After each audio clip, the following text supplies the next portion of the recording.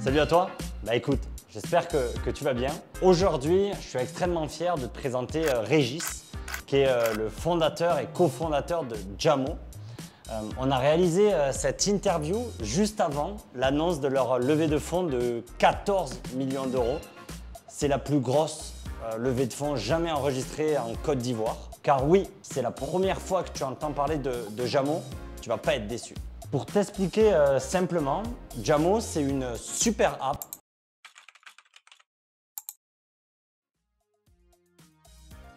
qui permet à tous les Ivoiriens de gérer leur argent comme ils le veulent.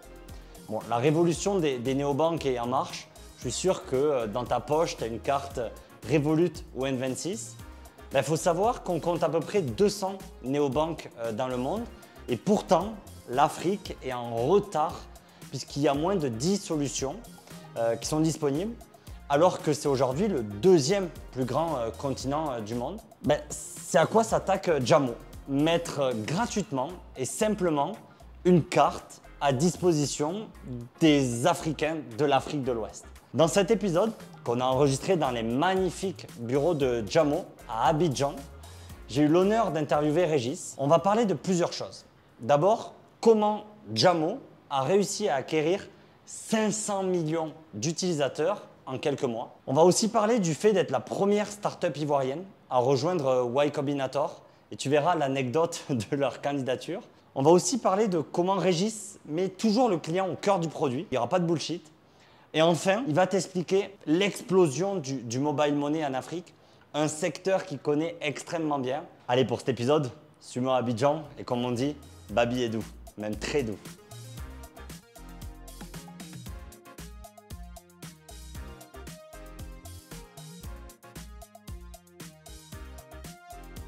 Comment vas-tu, Régis? Ça va super, Jérémy, ça va super. Je voulais te laisser te présenter.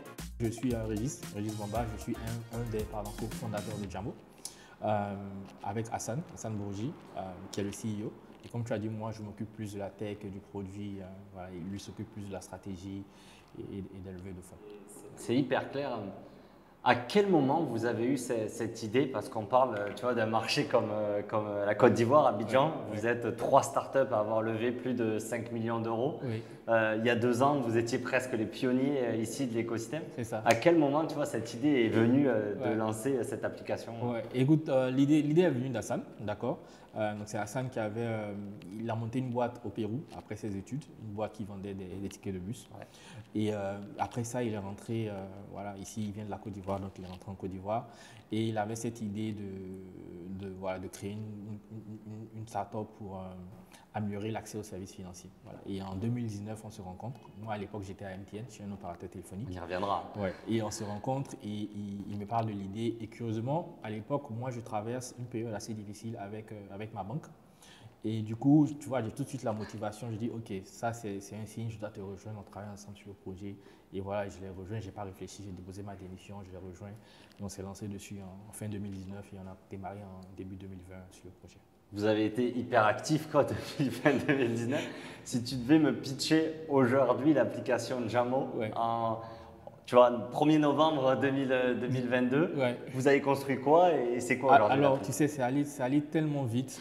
Moi, j'ai l'impression que c'était hier que je déposais ma démission, qu'on commençait les premiers croquis sur papier et tout, et qu'on commençait les discussions, mais ça allait tellement vite. En fait, si tu veux, la mission a toujours été de te permettre, toi, en tant que jeune Africain, jeune Ivoirien, d'utiliser vraiment ton argent comme tu le veux et quand tu le veux, tu vois. Et donc, c'était vraiment ça la mission, en fait. Et le premier produit sur lequel on s'est concentré, c'était le produit de paiement. D'accord? Donc, c'est quoi? C'est une carte prépayée et une application mobile qui accompagne la carte. Pourquoi? Parce qu'à l'époque, c'était un produit très populaire. Donc, la carte prépayée existe dans la région depuis 15 ans. Okay. Ça existe depuis longtemps. C'était un produit voilà, on fire, ça avait une très belle croissance et tout. Mais l'expérience à l'époque était quand même pourrie. Tu vois, c'était vraiment une expérience. Pour avoir la carte, je dois aller faire le rang à la banque. Pour la recharger, je dois aller faire le rang à la banque. Tu vois, c'était une expérience calquée sur l'expérience bancaire qui aujourd'hui n'est pas du tout adaptée pour nous jeunes, tu vois. Je te parlais un peu avant de l'expérience que je vivais. En fait, j'ai dû prendre à l'époque un jour sans solde pour aller voir ma gestionnaire de banque. Donc, ça dit que c'est un jour où mon employé ne m'a pas payé et c'est ce jour-là que j'ai pris pour aller à la banque. Tu vois, ça n'a pas de sens. Cher la banque. Voilà, tu vois. Tu vois, donc, et l'expérience de la carte prépayée à l'époque était calquée sur ça. Et quand tu regardes le taux de bancarisation aujourd'hui qui est de 20%, de 20 à 25% dans la zone, tu n'es pas étonné qu'il soit aussi bas parce que l'expérience n'est juste pas adaptée en fait, tu vois. Et donc nous on a regardé. Énorme. Pour revenir là-dessus, ça veut dire qu'il y a aujourd'hui 20% des gens en Côte d'Ivoire qui ont dans la une zone carte. Voilà, non, qui sont bancarisés. Qui sont bancarisés. Donc c'est même pas ceux qui ont une carte, c'est déjà ceux qui ont un compte bancaire. Tu vois.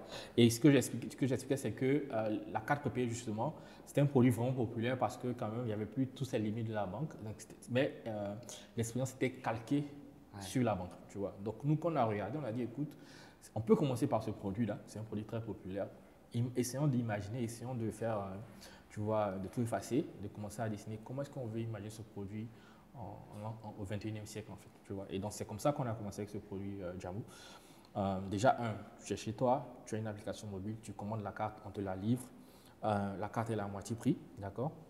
Et ensuite, on te fait un plan tarifaire qui est assez élaboré, étudié, pour que tu puisses arriver à utiliser la carte gratuitement et que tu sois prêt à payer quand tu le sens et quand tu as envie de payer un peu plus, avec un support client qui est extraordinaire, qui est là pour toi, et avec une intégration tellement forte au sein de l'écosystème financier que tu es capable de prendre l'argent de partout où tu veux pour l'amener sur la carte, sans te déplacer. Donc, c'était vraiment ça la proposition de valeur avec laquelle on a démarré. Et apparemment, ça a marché.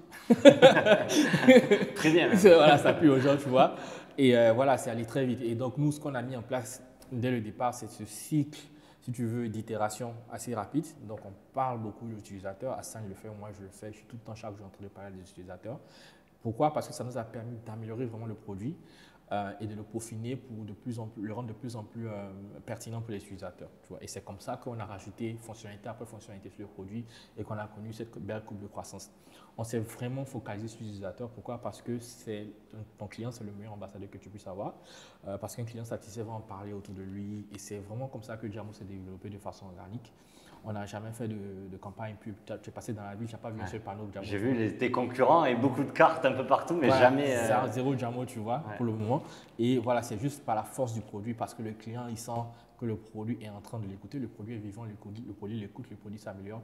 Et c'est comme ça, quoi. Et aujourd'hui, 3 ans plus tard, 2 ans plus tard, on offre d'autres produits, donc en plus du paiement. Donc, tu as les transferts vers Mobile Money et tu as le coffre, qui est une façon pour le client de mettre de l'argent de côté de façon automatique. Donc nous, à l'époque, ce qu'on a vu, c'était que les gens nous disaient dans les sondages, justement, dans ce cycle d'itération dont je te parlais, ils disaient « je veux mettre de l'argent de côté sur Jamu ». Évidemment, on n'a pas la licence pour faire des comptes épargne, mais on pouvait quand même, on peut permettre aux clients de mettre de l'argent de côté. Et donc, même s'il n'est pas placé avec des intérêts, sans tu peux intérêt, le bloquer. Voilà. Et tu vois, les gens nous ont dit non, ça ne va pas marcher, les gens veulent des intérêts et tout. Mais en fait, ce n'est pas ce que les gens veulent.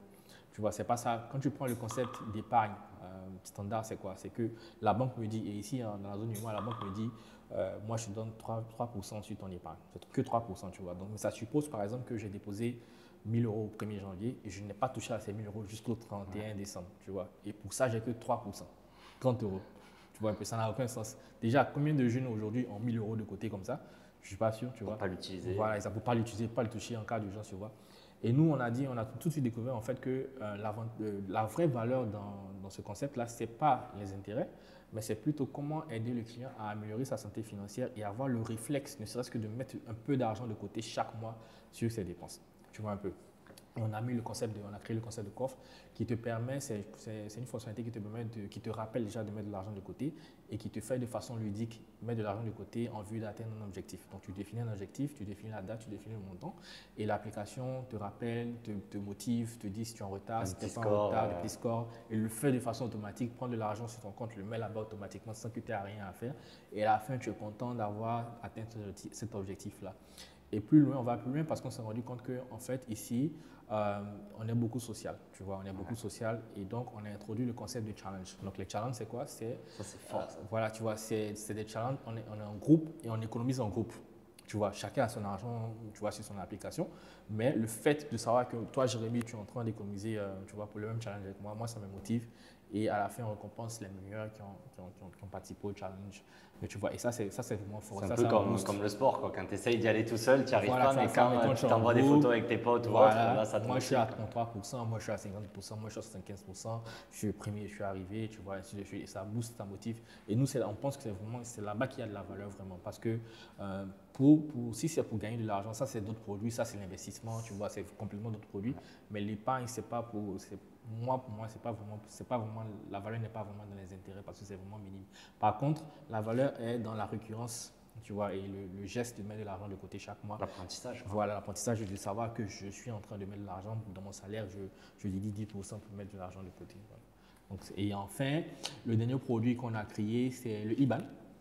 Voilà, donc avec une banque, en partenariat avec une banque locale, donc on a pu mettre des IBAN sur les comptes Jamo.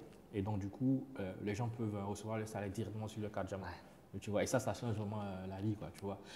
Imagine, tu dois aller faire le rang à la banque pour récupérer ton salaire ou le sortir ton salaire. Ou même aller ouvrir un compte, c'est assez compliqué, tu vois. Aujourd'hui, en 2 clics, tu as le IBAN sur Jamo, tu reçois ton salaire, tu vois, tu es tranquille, quoi. Et c'est connecté au système bancaire, tu peux faire des transferts bancaires vers d'autres banques, tu vois, tu n'as aucun problème. Voilà, donc c'est un peu ça aujourd'hui, Jamo, 1er novembre 2020. Non, mais c'est hyper fort. Vous avez aussi lancé une offre premium aujourd'hui, ouais. Un peu la carte black, c'est ça? C'est ça. Alors c'est vrai, alors la carte elle est black, que tu sois free ou premium. Ok. Et le plan premium, il était là depuis le départ, d'accord? Et donc l'idée, comme je t'ai dit, c'est qu'on te permet d'utiliser la carte de façon free, totalement gratuite. Mais c'est subventionné par les gens qui utilisent de façon premium, donc ceux qui ont un usage beaucoup plus élevé de la carte. Et donc, eux, c'est plus avantageux pour eux d'aller sur le premium. Et voilà, et tu n'es pas obligé d'aller sur le premium, tu peux rester sur le premium ou revenir sur le free comme tu veux. Mais en général, cette segmentation-là te permet de trouver ton compte en fait sur Jamo. Soit tu utilises free pour un usage modéré, soit tu utilises vraiment un truc lourd et tu vas sur le premium. Vous êtes la première start-up ivoirienne à avoir rejoint le prestigieux Y Combinator, l'incubateur. C'est quoi le dessous de cette histoire? Comment ça s'est passé? Combien vous avez d'utilisateurs?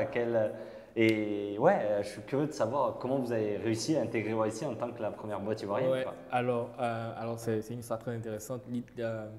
Quand on a démarré en début 2020, 6 mois après, on avait développé le MVP. Donc le MVP, c'est quoi? Minimum Viable Product, donc c'est la version la plus simple du produit. Donc, il y avait une carte déjà? Il n'y avait pas de carte pour le moment. C'était vraiment c'était intégré avec les opérateurs, mais il n'y avait pas encore de carte. Donc on attendait le fournisseur des cartes pour avoir les cartes pour commencer à les lancer, à les distribuer. Et on avait besoin de fonds. Donc on a fait une première levée de fonds de 300 000 € de Précide auprès d'investisseurs privés ici.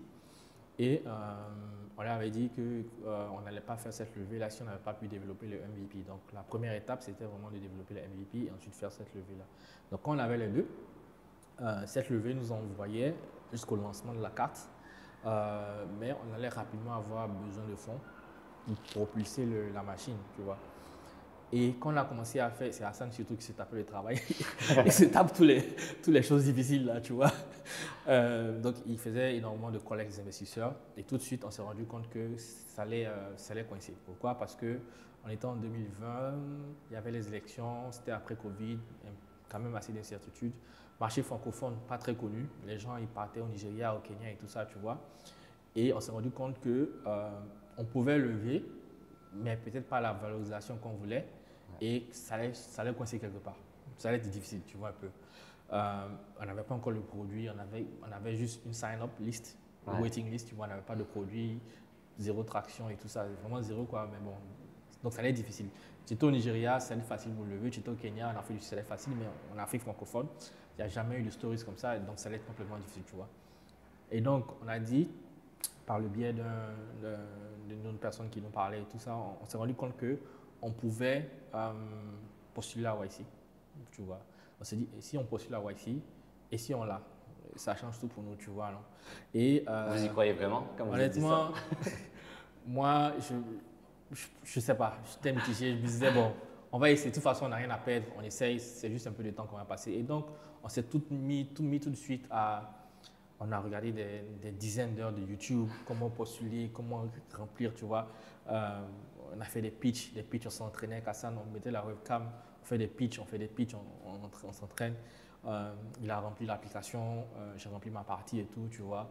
On a envoyé à des gens d'anciens YC qui ont regardé, qui ont critiqué, qui nous ont écrit des recommandations, c'est très important, et qui ont recommandé Django.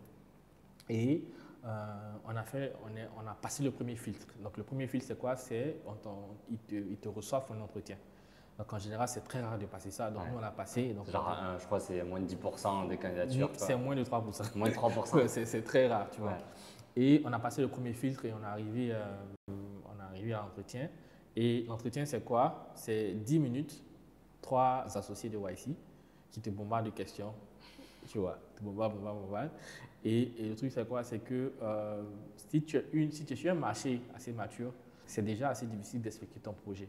Donc, imagine si tu es sur un marché qui n'est pas du tout connu, par quoi tu commences pour expliquer ton projet, tu vois, qui est même pas sur le produit, qui n'a aucune analogie sur le marché, pardon. Voilà, et donc, les 10 minutes, honnêtement, ça s'est hyper mal passé. Ils ont bombardé, à peine tu places, ils bombardent. Et et c'est une webcam, donc tu les vois. Et donc, tu lis le visage que, je ne pense pas que je les ai convaincus, quoi, tu vois. Voilà, donc on a fini ça, c'était la nuit, c'était à 1h du matin et tout ça, à cause du décalage et tout ça. Et puis j'ai appelé la Saint-Dieu, la laisse tomber, c'est mort et tout, quoi, tu vois. Et en fait, ici, quand tu es refusé, en fait, quand tu fais l'entretien, on te dit tout de suite. Quand tu es refusé, on te dit tout de suite. On te dit tout de suite que tu reçois un mail, voilà. Donc on est là, on attend, il était 1h du matin, on ne dort pas. On attend le mail pour voir si on est refusé, il n'y a pas de mail et tout ça, tu vois. Et je crois que c'est le lendemain. Ils envoient un mail, ils disent écoutez, vous n'êtes pas refusé, mais vous n'êtes pas pris non plus. C'est le pire. Voilà, tu vois. Donc, ce qu'on veut voir, c'est est-ce que vous n'êtes pas en train de nous bullshiter? Est-ce que vous pouvez vraiment avoir de l'attraction? Donc, on vous donne un mois et on se reparle dans un mois. On va voir si vous allez avoir de l'attraction. Je te jure que ce mois-là, on n'a pas dormi. Je ne me rappelle pas avoir dormi plus de 4 heures ce mois-ci. Tu vois, c'est un mois de novembre, un truc comme ça. On était partout en train de vendre les cartes, en train de distribuer les cartes, en train d'envoyer les liens de téléchargement. Télécharge-toi, tu vois. Et c'est comme ça qu'on a eu le truc, tu vois. Et donc, en décembre, tout ça, on revient, ils nous recontactent, montrez-nous votre action et tout. On montre que c'est une coupe comme ça, en fait, tu vois. Ah, ok, ça c'est intéressant, tu vois.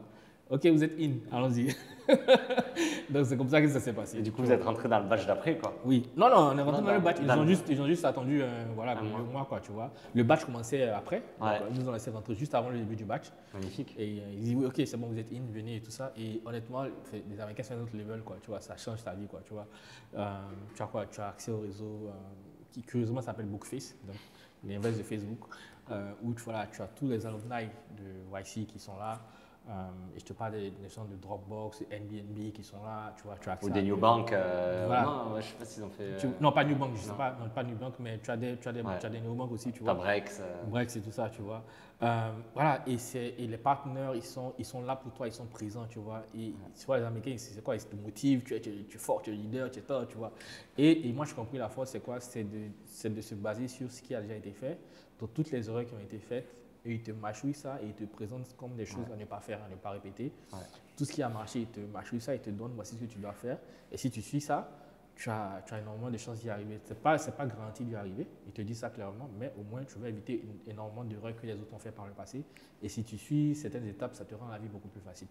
Et autre chose, ça a changé pour nous la donne. Pourquoi? Parce qu'on est passé d'un modèle où les investisseurs étaient hésitants sur l'Afrique francophone à un modèle où je vais te donner mon argent. YC fait confiance, donc il faut leur faire confiance. Quoi. Voilà, du coup, la conversation change. C'est genre, ok, explique-moi pourquoi tu me donnes ton argent, par exemple. Tu vois, ça retourne, tu vois, un peu, non, tu vois. Et voilà, on était dans une position où on était en mesure de dire, par exemple, non à des investisseurs, tu vois. Et encore une fois, Hassan a fait un formidable travail sur ça parce qu'il avait l'expérience et tout, tu vois. Et moi, ce n'est pas ma partie la plus favorite, mais vraiment, lui, il gère vraiment comme un pro, quoi, tu vois. Il fait des appels, des calls et tout ça, tu vois. Et moi, en général, je vais venir après quand c'est… Toi, tu fais la meilleure application possible. Voilà, et puis après, je viens, je participe au call en général quand c'est un peu bouclé avec l'investisseur et tout ça, tu vois. Mais oui, YC, c'est ça. Et ils nous ont structuré. En fait, ce qu'ils te disent, c'est quoi? C'est que si en tant que startup, tu es pas en train de croître, ce n'est pas la peine.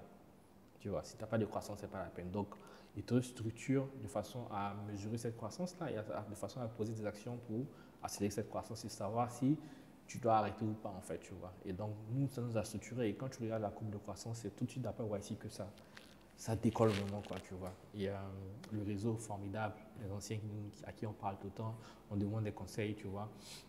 Et puis le réseau d'investisseurs qui sont là, voilà, et qui sont prêts à mettre des tickets quand il le faut, quoi.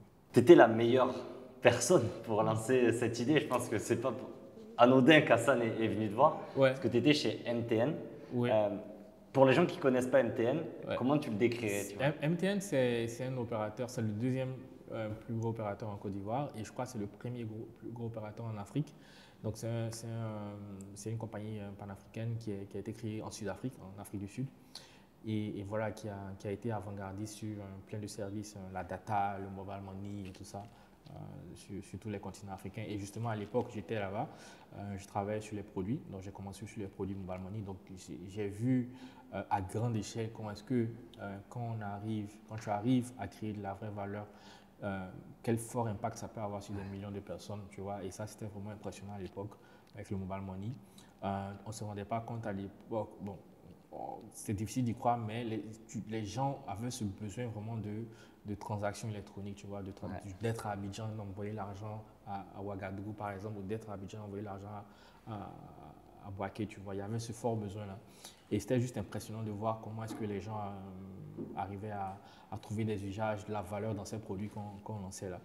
Et oui, j'ai fait 5 ans là-bas et après 5 ans, honnêtement, j'aspirais à autre chose. Et c'est là que j'ai rencontré Hassan, tu vois. Je ne dirais pas que je suis la meilleure personne, je pense qu'on forme un super duo et qu'on est vraiment la meilleure équipe ensemble, qu'on pouvait mettre ensemble pour lancer ce projet. Lui avec son expérience, moi avec mon expérience et tous les gens qu'on a recrutés qui sont venus nous rejoindre. C'est difficile à comprendre, tu vois, quand on vient des États-Unis ou quand on vient de l'Europe. Ouais. Mais les banques aujourd'hui ne sont pas les banques traditionnelles, c'est les compagnies de télécom comme MTN. Comment ça se fait en fait historiquement que ce soit les compagnies de téléphone, et on voit Orange partout un peu, Orange Money d'ailleurs. Comment ça se fait que ce soit les opérateurs téléphoniques, et tu connais très bien ce sujet, qui ont pris la place des banques en fait, et tout à l'heure je t'ai parlé du taux de bancarisation qui est assez faible. C'est pour plusieurs raisons. C'est que c'est difficile d'ouvrir un compte bancaire. Déjà, l'expérience client n'est pas top. Et même au niveau de la complexité, en termes de régulation, on va te demander des documents que tu n'as toujours pas, tu vois. Et donc, il y avait ce segment-là à couvrir, des gens qui ne sont pas peut-être arrivés à ce niveau-là, mais qui ont ce besoin, encore une fois, de déplacer de l'argent, de faire du commerce et tout, tu vois. Et la force des télécoms à l'époque, c'est qu'ils avaient ça dans la poche de tout le monde, tu vois.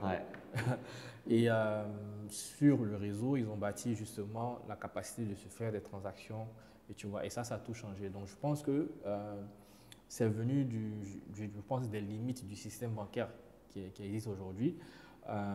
Et les opérateurs ont pu capitaliser sur ça pour permettre des transferts qui sont instantanés, des retraits qui sont instantanés, tu vois. Ce que les banques n'ont pas forcément aujourd'hui, qui n'avaient pas à l'époque et qui n'ont toujours pas aujourd'hui, et les opérateurs ont su capitaliser sur ça. Imagine par exemple, si moi je fais un transfert, un virement de mon compte bancaire à ton compte bancaire ici, ça peut prendre jusqu'à 3 jours, tu vois. Mobile Money, je te fais et tu reçois tout de suite. Donc, tu vois tout de suite la différence. Comme un SMS. C'est comme un SMS, tu vois. Tu vois tout de suite. Et même pour te faire un virement, il faut que soit j'ai l'application bancaire, soit je vais à la banque, je fais le rang, tu vois. Et donc, tout de suite. Tu rajoutes un bénéficiaire. Voilà, tu vois. Et même pour valider le bénéficiaire, mon gestionnaire doit approuver que tu vois, c'est trop long. Mobile Money, je clique deux fois, et puis tout de suite, ça s'en va, tu vois. Et avec l'arrivée de Wave qui a beaucoup plus rendu toute sa dynamique, tu vois, ça explose en fait, tu vois. Et je pense que les gens l'utilisent aujourd'hui pour ce côté rapide, tu vois, transactionnel et tout ça. Mais je ne pense pas que les banques vont disparaître, tu vois. Les banques sont quand même là parce que après ce côté transactionnel, tu as quand même ce besoin un peu plus formalisé, par exemple, de prendre par exemple des prêts. C'est vrai qu'aujourd'hui, tu as les micro-prêts sur Mobile Money, qui restent quand même assez limités. Mais si je veux aller un peu plus loin, comme prendre le prêt pour la voiture, prendre le prêt pour la maison, tu vois, un mortgage et tout ça, et à ce niveau-là, je suis obligé d'aller vers la banque. Mais normalement, je suis un peu plus formalisé et je peux aller faire cet effort d'aller à la banque. Mais pour moi, aujourd'hui, en day-to-day, pour t'envoyer de l'argent, ça ne m'empêche pas d'utiliser Mobile Money et de faire cette transaction-là parce que c'est beaucoup plus rapide, en fait. Donc, je pense que c'est cette segmentation-là qui existe aujourd'hui voilà, au niveau de ces deux services-là. Non, c'est hyper intéressant. Je pense que les banques ne vont pas disparaître. De toute façon, elles restent très proches de vous et elles vous aiment bien, elles vous détestent en même temps. Mais le but, c'est de réussir à se spécialiser, quoi. Et donc aujourd'hui, le paiement, les banques sont plus les leaders. Non, je pense pas que les banques, bon, je pense pas qu'elles détestent forcément le mobile money parce que en fait, tu vois, ici l'idée c'est quoi? C'est de dire qu'on est en train de développer l'écosystème et plus tu as d'acteurs, plus ça se développe. Donc c'est pas par exemple parce que tel acteur prend une part de marché que l'autre diminue. Non, au contraire, c'est parce que quand un acteur arrive, il fait un effort pédagogique qui permet d'étendre et d'agrandir le marché, tu vois, et on se partage tous le gâteau. Donc, on n'est pas encore au stade où, c'est pas comme en Europe où c'est assez mature et puis tu vois, si A arrive sur le marché, c'est-à-dire que B disparaît, tu vois, non, c'est pas comme ça. Ici, il y a vraiment à faire, on n'a que à 20% de bancarisation, donc il y a tous ces gens à aller chercher, il y a à convertir en clients Là-dessus, sur les 500 000 utilisateurs que tu avais, est-ce que c'était des gens qui n'avaient jamais eu de carte? Est-ce que c'était des gens qui avaient déjà une carte? Comment tu le vois? Comment tu as grandi la part du gâteau ou tu as pris tout le gâteau existant, tu vois? Alors, la majorité des clients, c'est leur première carte. Ok. Ouais, mais curieusement, la majorité des clients sont bancarisés. Ok. Tu vois, donc ils avaient déjà un compte, mais pas de carte. Voilà, exactement. Tu vois. Voilà, et je pense qu'on a été là jusqu'à présent sur le haut de la pyramide, je dirais. Donc, c'est des gens qui sont un peu à l'aise avec la technologie, qui ont entendu parler de Jamo et qui même s'ils n'ont pas vu de communication, ils n'ont pas eu peur d'aller essayer de découvrir le produit. Donc, il faut avoir quand même un certain degré de maturité technologique, je pense. Et je pense que maintenant, on est en train d'aller un peu plus dans la masse, tu vois, avec des gens qui n'ont peut-être pas de compte bancaire, mais qui ont mobile money et qui vont juste vouloir suppléer leur compte mobile money par peut-être une carte qu'ils pourront utiliser pour payer d'autres services, avoir accès à d'autres services comme Netflix ou d'autres usages que les gens font en ligne, en fait. On dit toujours, tu vois, que c'est souvent le timing qui est le plus important dans les succès des startups. Ouais. Tu penses que si Jamo s'était lancé en 2012, ça aurait marché pareil, ou le fait qu'il y ait eu ces mobile money ou ces autres acteurs a permis de vous faciliter pour éduquer les utilisateurs? Absolument. Aujourd'hui, le mobile money, c'est une couche, moi je la vois comme une couche d'infrastructure sur laquelle de nouveaux services innovants vont venir se greffer. Ils ont fait un travail formidable de pédagogie, tu vois, au niveau de la population. Et voilà, aujourd'hui, ils sont dans une position unique d'être cette infrastructure-là et de rentabiliser tout ce travail pédagogique qui a été fait. Mais pour ça, ça nécessite une ouverture vers les nouveaux acteurs et des API, par exemple, qui donneront aux nouveaux acteurs. Et ceux-ci vont innover sur cette couche. Si on était arrivé en 2012, ça aurait été difficile parce qu'en 2019, quand on faisait l'étude de marché, tu avais deux tendances qui étaient assez intéressantes. Tu avais le fait que, et ces tendances continuent, tu avais le fait que le prix de la connectivité il baisse énormément, tu vois. Tu as la 4G aujourd'hui qui est vraiment accessible. Au pire, tu as la 3G. Tu vois. Très forte ici, enfin, tu as ça partout. Robuste, quoi. Exactement, c'est ça. La 3G qui couvre pratiquement 90% du territoire, tu vois. Et tu as le prix des smartphones qui diminue. Donc, les smartphones chinois ont inondé le marché Tencent, itel, Tecno et tout ça, tu vois. Ça a inondé le marché. Tu peux avoir un smartphone aujourd'hui à 30 000. Et du coup, tu as quoi? Tu as ça qui est un nouveau canal dans la main de tout le monde, de millions d'utilisateurs, tu vois. Et tu as la possibilité de carrément redéfinir le parcours client, l'interaction, tu vois. Il n'a plus besoin de parler à quelqu'un, il a ça et tu peux lui parler à travers ça, mais avec une très belle expérience utilisateur parce qu'il y a une bonne connectivité, parce qu'il y a, tu vois, il y a un bon smartphone et tout. Et l'idée, c'est d'arriver à craquer cette expérience utilisateur, tu vois, sur un marché qui, c'est vrai, qui est à l'aise avec le mobile, mais qui n'est peut-être pas assez mature en termes de nouveaux produits financiers. Donc, nous, on fait beaucoup de pédagogie aussi. Surtout sur les paiements, on explique comment ça marche, les histoires de chargeback par exemple, les histoires de frais de rejet pour fonds insuffisants, tu vois, ça crée beaucoup de friction, mais le challenge ici c'est de créer, c'est de maintenir cette pédagogie avec les utilisateurs et de leur dire écoutez, ça ne ressemble pas forcément à ce que vous aviez l'habitude de faire, mais c'est des nouveaux produits qui ont quand même assez de valeur pour vous essayer, vous verrez que ça peut être intéressant. C'est hyper fort parce qu'au milieu de vos bureaux, et on verra dans les plans, vous avez gardé le support client, vous l'avez internalisé et vous continuez à l'internaliser. Et Hassan, ton cofondateur, m'expliquait, il me dit c'est un peu notre lab, ça nous permet de garder. Et toi, en tant que tu vois, en charge du produit et de la tech, c'est quoi l'importance tu vois, de ce support client et le fait de l'avoir à l'intérieur de tes bureaux? C'est ma porte directe vers le client. Donc moi-même, je suis tout le temps en train de parcourir les réseaux sociaux. J'ai des alertes sur chaque fois que quelqu'un mentionne Jamo, j'ai une alerte, que ce soit sur Twitter, Facebook, Instagram, partout. Je me balade dans l'outil de conversation avec les clients. Donc, je suis tout le temps à la recherche de ce qui crée beaucoup de friction. Ce qui m'intéresse, c'est vraiment la friction, c'est vraiment les côtés négatifs, tu vois. Et je comprends, j'analyse et j'essaie de voir comment améliorer. Si ça s'est passé de telle manière, comment est-ce que je peux l'améliorer pour pas que ça arrive à un autre client, tu vois. Et c'est pour ça que c'est très important pour nous d'avoir le service client en interne, parce que je peux juste me lever, aller marcher et parler à un agent et lui dire que ce client, qu'est-ce qui s'est passé avec ce client, comment est-ce qu'on fait pour améliorer. Ensemble, on est là, on réfléchit et chaque semaine, on met en place soit des améliorations produits, soit des améliorations process. Et in fine, l'idée, c'est quoi? C'est d'arriver à une maîtrise totale de l'expérience client et au moins éviter le maximum de friction possible aux clients. En fait. Donc, on est tout le temps en train d'essayer d'améliorer ces indicateurs de performance-là avec eux. Donc, c'est pour ça qu'on les a en interne ici, tu vois. Parce que quand tu externalises le service client, tu ne vois plus comme une priorité forcément, tu le vois comme un coût. Tu vois, et nous, ce n'est pas ce qu'on veut du tout. On veut vraiment que le client se sente rassuré, tu vois, que moi, je veux être près du client, je veux parler au client, tu vois. Donc, c'est pour ça qu'on tenait vraiment à avoir le service client en interne, parce qu'ils font partie intégrante de l'équipe, partie intégrante de la stratégie, partie intégrante du produit. Et ce n'est pas une force externe voilà, qu'on met juste à…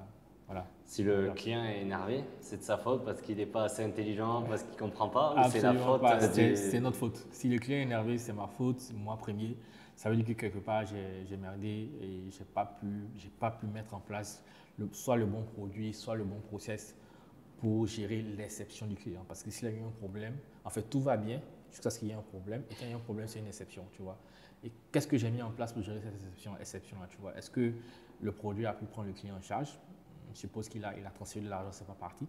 Qu'est-ce qui s'est passé? Est-ce que c'est la faute du produit? Est-ce que c'est la faute du process? Mais, in fine, le client ne doit pas payer pour une faute que l'on a commise, tu vois, et ça doit être le plus smooth possible pour lui, tu vois. Donc, c'est toujours de ma faute. Toujours de ma faute. On voit à Abidjan, ce sera ma dernière partie avant de te libérer, les questions sur Abidjan, cette magnifique ville. Toi, en tant qu'un peu pionnier, avec ces magnifiques bureaux, une boîte très établie, pas loin de la scale-up, quand maintenant, ça y est, vous avez débloqué toutes les étapes et vous êtes un peu cette position d'être les premiers. Ça serait quoi un peu les conseils que tu donnerais à tous ces jeunes un peu développeurs, un peu tech, qui ont envie de construire des produits? Ce serait quoi ces conseils que tu leur donnerais à tous ces jeunes entrepreneurs ivoiriens ou même africains pour commencer le produit et trouver son product market fit et arriver à avoir ce que tu as réussi à faire? Écoute, j'ai quand même le syndrome d'imposteur, je pense. Je suis pas sûr que je sois le mieux placé pour donner des conseils, tu vois. Je pense qu'on a eu beaucoup de chance aussi. C'est vrai qu'on était prêt pour saisir les opportunités, mais on a eu quand même beaucoup de chance. Mais le truc c'est que Abidjan aujourd'hui c'est l'un des meilleurs endroits pour être en Afrique, pour vraiment innover, tu vois. L'infrastructure est là, tu as l'électricité, tu as de l'eau, tu vois. Ça peut paraître basique, mais… C'est pas le cas à Lagos, par exemple. C'est pas le cas à Lagos, tu vois. C'est pas le cas dans de nombreux pays d'Afrique où tu es obligé d'avoir même un générateur à côté. Tu as la connectivité Internet qui est super. Tu as l'économie qui est stable et les gens qui dépensent, les gens qui ont un pouvoir d'achat un peu plus grand, donc ils dépensent, tu vois. Et c'est un monde global aujourd'hui, tu vois. Et les gens voient ce que les autres font ailleurs et ils ont besoin, ils ont envie de ces services-là. Et à chaque coin de rue ici, tu as un problème. Tu vois. Et chaque problème, c'est quoi? C'est une opportunité. Et toutes les conditions sont réunies pour les gens qui innovent, pour venir créer des solutions à ces problèmes-là. Et s'il y a juste un conseil que je dois donner, c'est qu'il ne faut pas penser que les opportunités se limitent à la Côte d'Ivoire. Aujourd'hui, c'est un monde global. Nous, on a levé des millions d'euros sans jamais sortir d'Abidjan. Je te dis qu'on n'est jamais sorti d'Abidjan pour lever des fonds. Au téléphone ou ils sont venus en ligne, tu vois, les investisseurs se déplacent ici, tu vois. J'ai jamais pris l'avion pour aller en Silicon Valley ou en France, jamais, tu vois. Voilà, et c'est un monde global, donc, et c'est mathématique. Si moi, j'arrive à convaincre un investisseur américain qui a offert un fonds de la Silicon Valley que c'est 1 + 1 = 2, donc le marché est là, il va venir, il va me donner son argent, il va dire il innove, tu vois. Donc, il ne faut pas se limiter forcément à chercher des investissements ici en Côte d'Ivoire ou en Afrique, mais il faut aller ailleurs, il faut découvrir ce qui se fait ailleurs, il faut se frotter à d'autres entrepreneurs, il faut aller chercher du talent ailleurs, tu vois. Il faut être ouvert. Internet me permet de tout faire aujourd'hui. Il ne faut pas que je me limite à la Côte d'Ivoire. Et Jamo, c'est la success story vraiment ivoirienne, tu vois. On a tout fait ici, on a 95% du staff qui est ivoirien, les founders sont ivoiriens, tu vois. Donc c'est possible. tu vois, et on a aussi à lever des fonds de l'extérieur, donc c'est tout à fait possible. Donc il faut y croire et il faut vraiment s'ouvrir au monde extérieur, quoi, parce que, comme on dit, the sky is the limit, vraiment.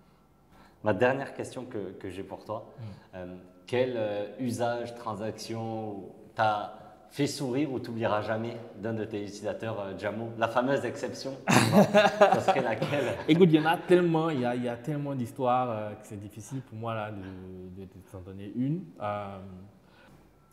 Ouais, alors, je me souviens d'une fois, une dame qui s'est retrouvée au chômage, d'accord, voilà, qui était au chômage et qui a décidé d'être un peu plus autodidacte et de faire de nouvelles choses, tu vois, et qui a entendu parler d'une plateforme de commande de produits qui s'appelle AliExpress, Alibaba, tu vois, et qui a mis en place son commerce Alibaba, qui a utilisé la carte, qui a commandé la carte pour payer ses articles et qui les a fait venir et tout ça, et qui a utilisé la carte pour faire du sponsoring, tu vois. Et c'est grâce à ça vraiment qu'elle a pu survivre pendant toute la période du Covid et même après ça et tout ça. Et voilà, aujourd'hui qui a formé un business qui a, je crois, trois collaborateurs. Non. Et voilà, qui a tout fait avec la carte, quoi, tu vois. Et une fois, il m'a envoyé une bouteille de champagne. Il m'a dit, franchement, je ne sais pas comment vous remercier et tout, mais la carte me permet de faire tout aujourd'hui, tu vois. Et voir ce que vraiment ça a de l'impact sur la vie des gens, tu vois, ça fait chaud au cœur, quoi, tu vois. Tu te dis que tu ne travailles pas pour rien, tu vois. Tu crées vraiment de la valeur. Elle a créé un business, elle a créé une entreprise à partir d'une carte qu'elle a utilisée pour se connecter à l'autre bout du monde, en l'occurrence la Chine, ramener des produits, les vendre ici, les sponsoriser sur Facebook et arriver à créer de la valeur. Et tu vois, vivre de ça, quoi, tu vois, et en plus embaucher des gens, tu vois. Voilà, et donc ça m'a vraiment fait chaud au cœur. C'est hyper intéressant. On peut finir. Je pense, Régis, merci infiniment. Merci, Jérémy. Tu vois, d'avoir pris le temps de nous avoir reçus dans tes magnifiques bureaux. Ouais. Et ouais, c'était hyper inspirant de te rencontrer et de découvrir Jamo. Et on va essayer d'avoir le petit extrait du chauffeur Uber qui est votre utilisateur. Ouais. Mais merci pour le temps et pour l'accueil. Merci à vous. Merci beaucoup pour l'entretien.